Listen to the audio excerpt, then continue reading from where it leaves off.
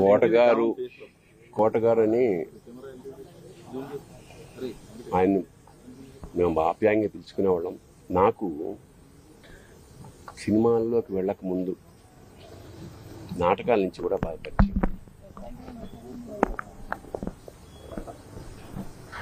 ఆయనతో కలిసి నాటకాలు వేసిన వాడిని నేను.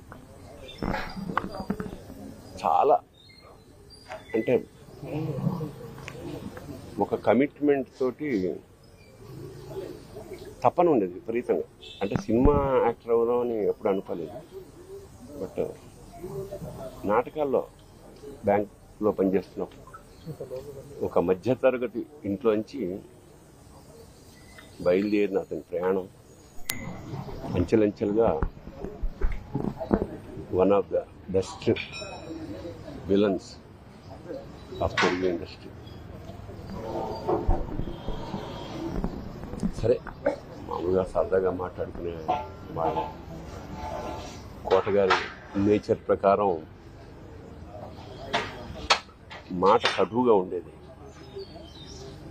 సరే, చిన్నప్పటి నుంచి నాకు తెలిసిన వ్యక్తి కాబట్టి పెద్ద పట్టించుకునేవాళ్ళం కాదు. ఎన్నో ఎన్నో విషాదాల్ని